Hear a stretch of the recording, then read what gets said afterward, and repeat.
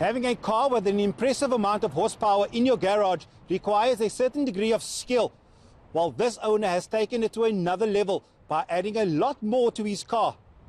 Introducing South Africa's first Audi twin-turbo R8. There you go. How's it going? Last.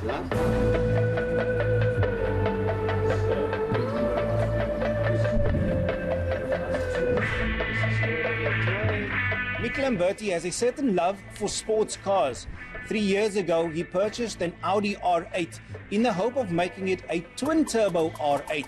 And in December of last year, he was the first to accomplish that. Mick, thanks for your time. Thanks for joining us. Just talk us through that journey in terms of acquiring the vehicle and then the decision to actually go and modify it to your specifications. Initially, when I bought the R8, there wasn't really a vision of doing anything wild to it. It was only the time when I sat with my colleague Razik Raja where he was doing all these modifications and the whole trip on Razor Customs.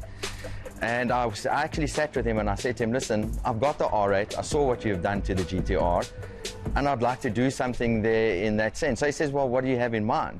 I said, well, I've never seen an Audi twin-turbo R8 in SA. And he says, well, it's a tall order. So I said, look, you know, that's something that I would like to do.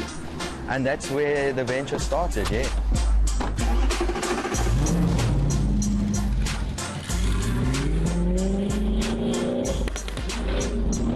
The actual modifications, having spoken to you earlier, proved to be a difficult task? It was a task because the R8, being an R8, it's not a car that's easily modified in terms of the management system. So the fabrication of the entire car, everything was done in South Africa.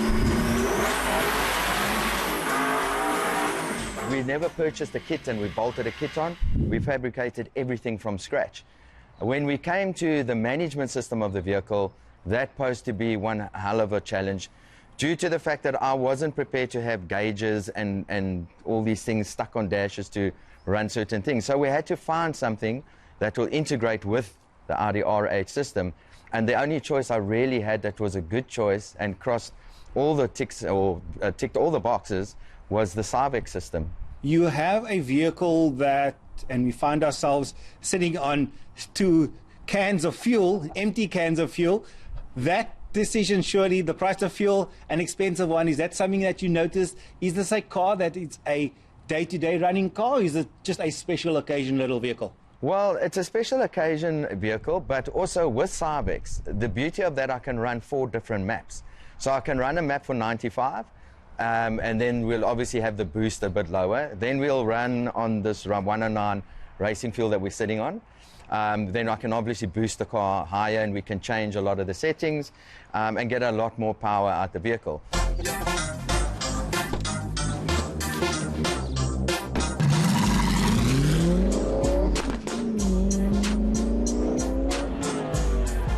So it's across the board, it's really nice and comfortable to drive, and one could use it as a daily driver if you're setting it in on that particular map. When you want to go a bit more aggressive, you just bump it up into one of the other maps and you can start having fun with it. Having a specific modified vehicle surely attracts attention of the public. Car making a certain noise, grunting at robots. That's been the most exciting part of the vehicle, taking our little Sunday drives and that, and brings me to an instance when I was driving actually through Tableview at the time. I stopped at the robots there by McDonald's and I looked to my left and there was a car with a couple of youngsters in it, so some young ladies, where she just lifted her top and pressed herself against the window. So yeah, I suppose it has its perks at times, yes, definitely. Makes absolute sense. And in terms of the actual power that the car generates, the engine, the twin turbos, the brakes that you obviously need to ensure that this car can be stopped via the brake system. We started off with the build when we looked at it, what we were going to do. Took the motor has been completely worked, internals, everything. And then from there we went to the twin turbos, got 262 precision turbos running on it. So it's good up to about 1,500 horsepower. At the moment, we're not pushing all the power out. We are looking at doing the clutch, so the clutch is a bit of a problem at this stage. But right now, it's close on 1,000 horsepower. So what you felt driving through with me at on the back roads there, she's pushing close on 1,000 horsepower, yes. Owning an Audi twin-turbo R8 surely comes with its difficulties. Hopefully not difficulties with the law enforcement. Is there perhaps anything that you've experienced with these guys being out on the road, attracting attention from them? One evening, because I'm running the Civex software on the vehicle, I've got NXGen up in Johannesburg that does all the tuning for me. So we said, look, we were just going to do the gear shifting. I had it was a bit rough on the gear shift. So I got into the vehicle and I went onto the N7 and was actually on the side of the road. So I was pulling off and stopping and pulling off. So no speed tests, nothing like that. And I saw 5 of the Go Squad cars come past me. So I didn't pay any attention. I thought, okay, these guys were going at one hell of a speed.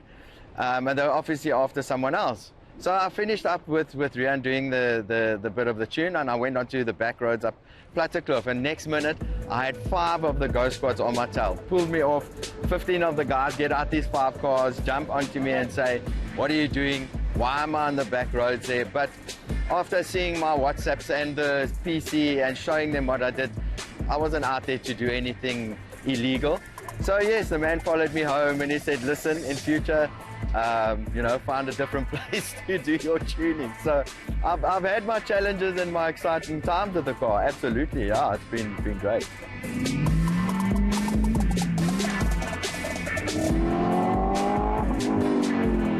Having a vehicle of this nature talks to a certain passion for cars, surely. Is that something that you had growing up?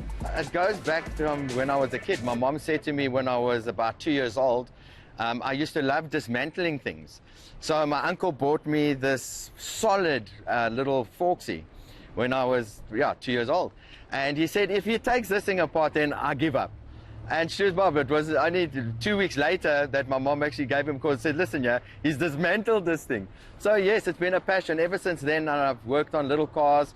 I've got involved with people that have done a lot of racing and just learned with my eyes. And from there, the passion grew. I knew that it's something that's in your blood, I think car enthusiasts, it's something you start from a very young age and you grow into.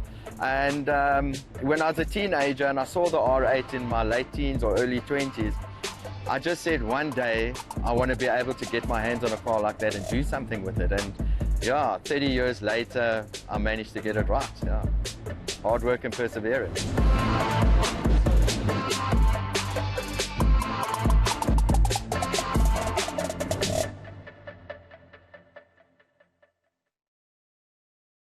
That's it from the team for this week. Happy and safe driving from us here at eNCA Drive.